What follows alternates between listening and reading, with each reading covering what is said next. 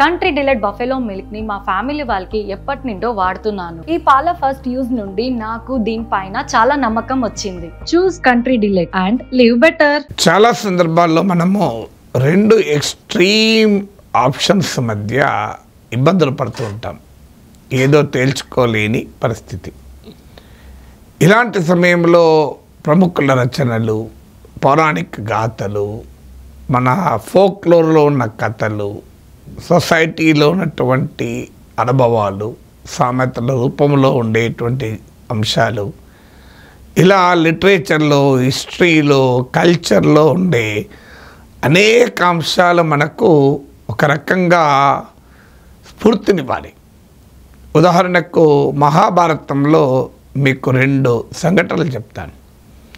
ఒకటి ధర్మరాజు, రెండు కర్ణుడు ఎదుర్కొన్న చాలా సంక్లిష్టమైన పరిస్థితులు. ఉద్యోగపరంలో మీకు కర్ణుడు ఈ సంక్లిష్ట పరిస్థితిని ఎదుర్కొంటాడు. ఏంటి ఆ సంక్లిష్ట పరిస్థితి అంటే, కుంతీదేవి వచ్చి, నాయన నీవు నా కొడుకు, ఇప్పటికైనా పాండవుల పక్షం రా, వస్తే నీవు మహారాజు అవుతావు, నీకు ఇంకొకరి దగ్గర నీవు పని చేయాల్సిన అవసరం లేదు, సర్వం సహా చక్రవర్తి అవుతావు అని కుంతీదేవి కోరుకుంటుంది. వాస్తవానికి అంతకుముందు శ్రీకృష్ణుడే వెళ్ళి కర్ణునికి తన జన్మరహస్యాన్ని చెప్పి, నీవు రా, వస్తే నీకు అపూర్వమైనటువంటి గౌరవం లభిస్తుంది, అత్యంత శక్తివంతులైన భీమ, అర్జున లాంటి మహావీరులు నీకు సేవలు చేస్తారు అంటూ కర్ణుని పక్కి ఒక బంపర్ ఆఫర్ ఇస్తాడు శ్రీకృష్ణ పరమాత్మ. కానీ కర్ణుడు ఒక సంక్లిష్ట పరిస్థితి శ్రీకృష్ణుడు చెప్పినప్పుడు చాలా స్పష్టంగానే తిరస్కరిస్తాడు. పరమాత్మకు కూడా అందని కర్ణుని వ్యక్తిత్వం అది. కానీ కుంతీదేవి అడిగినప్పుడు ఒక మీమాంస, ఒక ధర్మ సంక్లిష్ట పరిస్థితి. ఒకవైపు ఏమో కొడుకుగా తల్లి ఏ పరిస్థితుల్లో తనను విడనాడినా, ఏ పరిస్థితుల్లో తనను దూరం చేసుకున్నా మాతృత్వమే. మనం కూడా మన ఇళ్ళల్లో అందరికీ చెప్తుంటాం, తల్లి తండ్రులు వారి స్వభావాలు, వారి గుణాలు ఇలాంటివి ఉండవచ్చు. దాన్ని బట్టి మీకు తల్లిదండ్రులకు ఉండే సంబంధాలు కూడా ఉండవచ్చు. కానీ పిల్లలుగా తల్లిదండ్రుల పట్ల ఉండే బాధ్యత, సంబంధాలు అన్నిటికీ అతీతమైనవి.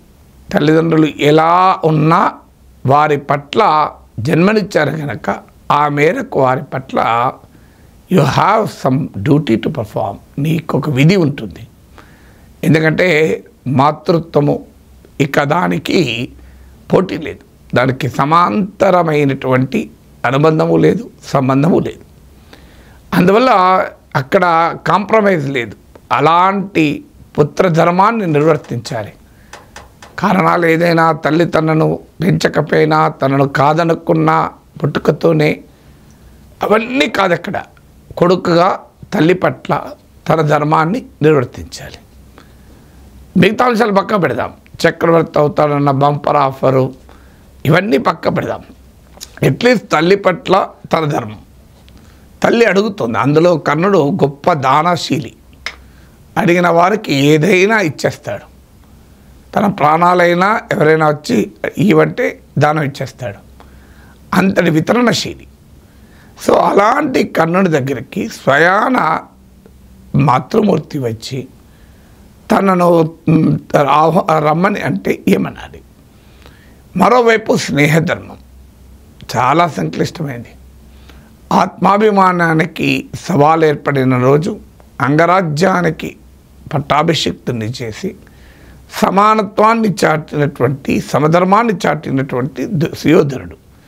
సుయోధనుడు ఏదో మంచి ఉద్దేశంతో చాటాడని నేను అంటలేను. సుయోధనుడు వ్యూహాత్మకంగానే చేశాడు తప్ప సమానత్వము, సమధర్మము, దుర్యోధనుని రాజనీతి అనుకుంటే చాలా పొరపాటు. వ్యూహాత్మక ప్రయోజనాల కొరకు పాండవుల్ని తాను ఎదుర్కోలేడు గనక, సమవీరుడు కావాలి గనక వ్యూహాత్మకంగా ఆ స్టాండ్ తీసుకున్నాడు దుర్యోధనుడు. బట్ కారణాలు ఏదైనా ఒక కర్ణుని వైపు నుంచి చూస్తే కుల వివక్షకు తాను బలవుతున్న సమయంలో, సమానత్వం కోసం తాను తపన పడుతున్న సమయంలో, ఆత్మగౌరవం కోసం ఆరాటపడుతున్న సమయంలో స్నేహస్తం ఇచ్చినటువంటి మిత్రుడు. తనను నమ్ముకునే మహాభారత యుద్ధానికి సిద్ధపడ్డాడు. స్నేహానికి, నమ్మకానికి ద్రోహం చేయాలా? ఇప్పటిదాకా కర్ణునికి ఉన్నటువంటి గొప్ప పేరు త్యాగం చేయాలా? అంటే కర్ణుడు కూడా స్వార్థపరుడు. ఒక్కసారి తన జన్మరహస్యం తెలవడంతోనే అన్నీ వదులుకున్నట్టు వైపు వెళ్ళాడు. ఇలాంటి అత్యంత సంక్లిష్ట పరిస్థితి. ఈ పరిస్థితిలో తను ఏం చేయాలి? సాధారణంగా మనలాంటి వాళ్ళైతే అటో ఇటో రెండే ఉంటాయి. ఉంటే తల్లిని తిరస్కరించి స్నేహధర్మానికి కట్టుబడి ఉండడం, కాదంటే మంచి రోజులు మళ్ళీ మళ్ళీ రావు అనుకుంటా ఎగిరి గంతేసి అమ్మ పట్టాభిషేకానికి సిద్ధం చేయి, ఒక్కసారి దుర్యోధనులకి అంజాను కొట్టి వచ్చేస్తాను అని చెప్పి రావాలి. కానీ కర్ణుడు వచ్చేలే. ఈ రెండింటి మధ్య ఒక మిడిల్ గ్రౌండ్, మిడిల్ పాత్. ఇది వాస్తవానికి డిప్లొమసీకి ఉపయోగపడుతుంది, దేశాల మధ్య సంబంధాలకు ఉపయోగపడుతుంది, వ్యక్తుల మధ్య సంబంధాలకు ఉపయోగపడుతుంది, మన జీవితంలో మనం చాయిసెస్ తీసుకోవాల్సి వచ్చినప్పుడు కూడా ఉపయోగపడుతుంది. హైలీ కాంట్రడిక్టరీ చాయిసెస్ మనం ముందుంటే హైలీ వైడ్ చాయిసెస్. ఆ రెండింటి మధ్య సమన్వయం చేయడం ఎలా, కన్వర్జెన్స్ ఎలా, రెండింటి మధ్య ఒక రకమైన సమన్వయాన్ని సాధించడం ఎలా అని బాధపడుతున్నప్పుడు ఈ కథ మనకు ఉపయోగపడుతుంది. సో కర్ణుడు ఏమన్నాడు? ఈ రెండిట్లో ఏ చాయిస్ తీసుకోలేదు, మిడిల్ గ్రౌండ్ ఎంచుకున్నాడు. ఆ మిడిల్ గ్రౌండ్ ఎలా సాధించాడు? Common areas of agreement, common minimum programme అని రాజకీయాల్లో అంటారు. ఆ కామన్ మినిమం ప్రోగ్రామ్ ఏంటి అంటే, అటు కుంతీదేవిని నిరాశపరచకుండా, ఇటు దుర్యోధనుడికి ద్రోహం చేయకుండా ఏం చేయగలను అని ఆలోచించాడు. ఆలోచించి మా అర్జునుడు నాకు సమవీరుడు, నేను అర్జునుడిని ఓడిస్తానన్న నమ్మకంతోనే నా స్వామి దుర్యోధనుడు ఈ యుద్ధానికి పిలుపునిచ్చాడు. అందువల్ల అర్జునుని పైన పోరాడును అని నీకు హామీ ఇచ్చి నా స్నేహధర్మాన్ని, ప్రభుభక్తిని, నా నిజాయితీని నేను వదులుకోను. అదే సమయంలో తల్లిని వట్టి చేతులతో పంపకూడదు కనుక అర్జునుని మినహా అపాండవీయము చేయను. అంటే ధర్మజ భీమ నక్రసేవదేవులు దొరికినా చిక్కినా వారికి హాని తలపెట్టను అని తల్లికి హామీ ఇచ్చాడు. అలాగైనా ఇలాగైనా యుద్ధభూమిలో కర్ణుడు పోయినా అర్జునుడు పోయినా నీకు మాత్రం పంచపాండవులే మిగులుతారు అని హామీ ఇచ్చాడు. ఆ మేర కుంతీదేవి బాధపడినా కర్ణుడు తన వైపు రాలేదు అని. బట్ స్టిల్ కర్ణుని ఏనాడో వదులుకుంది. కనీసము తన నలుగురు బిడ్డలకు కర్ణుని చేతిలో, ఆ మహావీరుని చేతిలో ప్రాణహాని లేకుండా జాగ్రత్త పడింది. వాస్తవంగా ఇది మహాభారత యుద్ధం కథనే మలుపు తిప్పిన ఘట్టం. యుద్ధభూమిలో కర్ణునికి ధర్మజుడు, భీముడు, నకుల సహదేవులు నలుగురు దొరుకుతారు. దొరికినప్పుడు ధర్మరాజును భీముని అయితే హాయిగా పుష్టిగా తిని పండుకోక నీకెందుకు యుద్ధం అని అవమానిస్తాడు. ధర్మరాజును కూడా అలాగే అవమానిస్తాడు. నకులజాలను కూడా అని పంపిస్తాడు తప్ప వారిని చంపడు.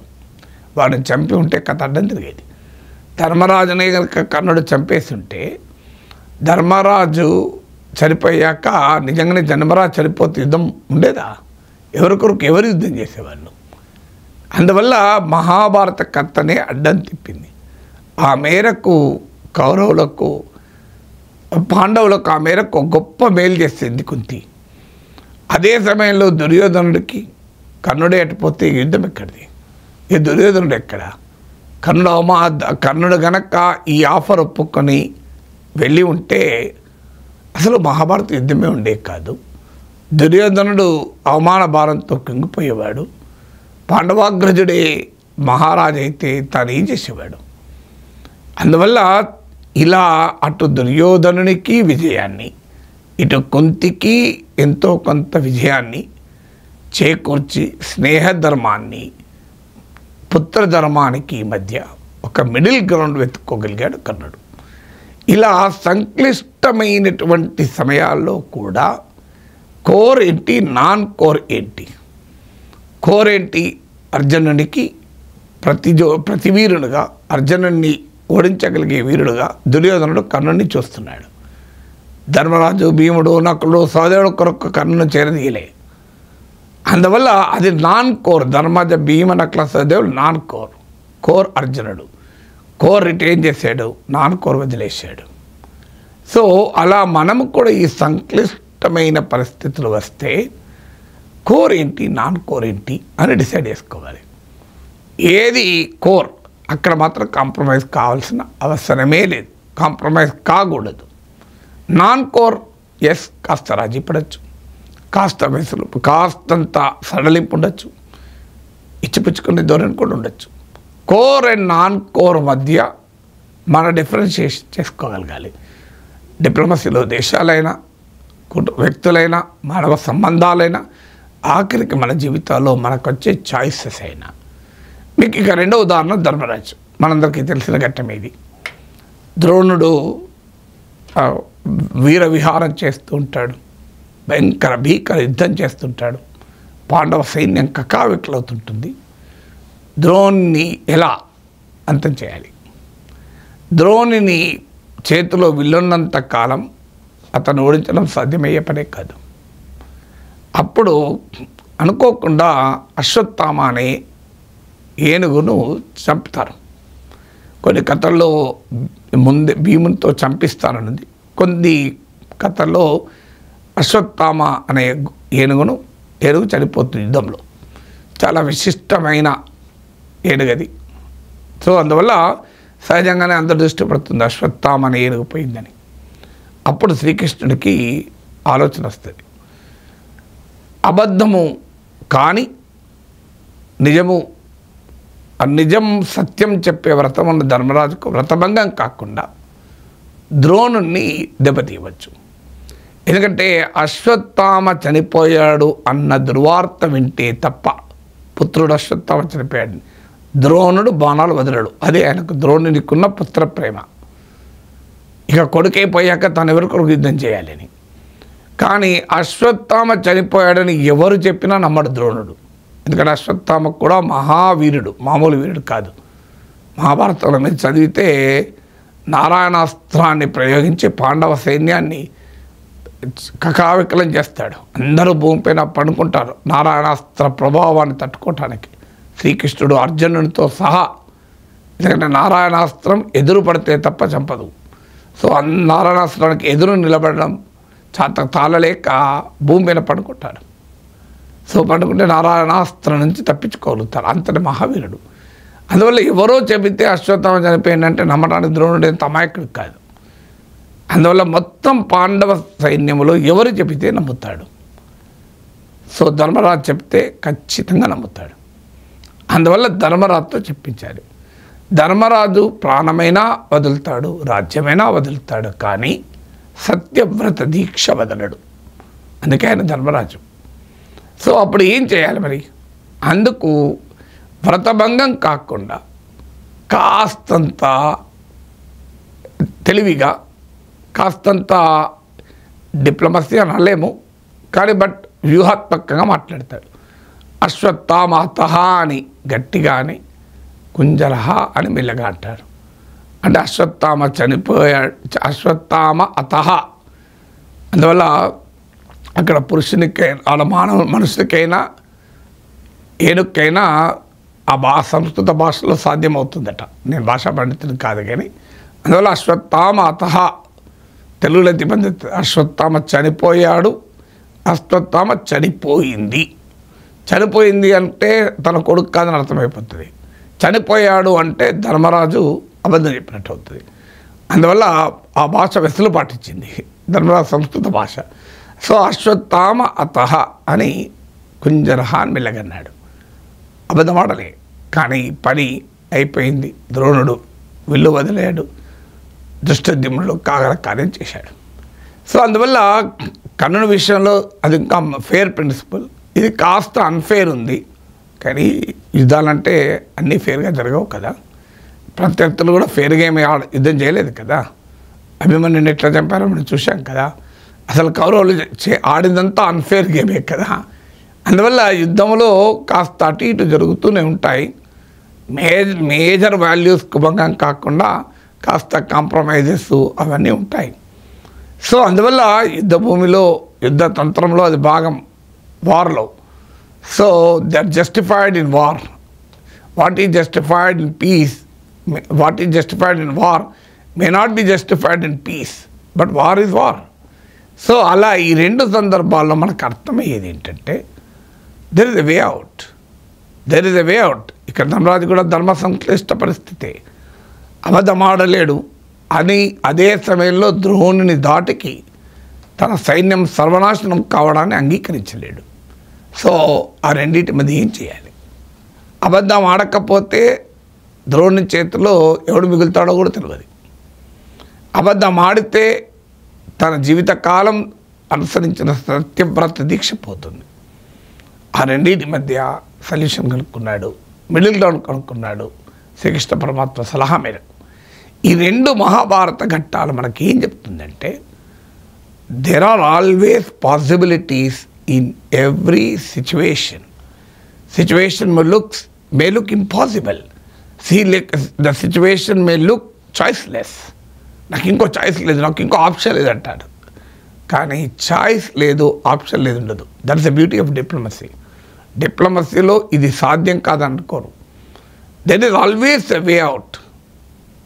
సో కోటి ఉపాయాలు అంటారే, ఎప్పుడు కూడా there is always a middle ground. ఆ మిడిల్ గ్రౌండ్ ఎలా ఎస్టాబ్లిష్ చేయాలి అన్నది. కర్ణుని విషయంలో కోర్ ఏంటి? దుర్యోధనకు అన్యాయం చేయకూడదు. నాన్ కోర్ ఎందుకు? అర్జునుడిని వదిలేసి దుర్యోధనకు అన్యాయం చేయకూడదు. దుర్యోధనుడు ఏమి భీముడు, నకులుడు, సహదేవుడు కొరకు, ధర్మరాజు కొరకు కర్ణుడు కావాలని ఏమనలే. భీముడిని తానే చేసుకుంటానని కదా గర్వం.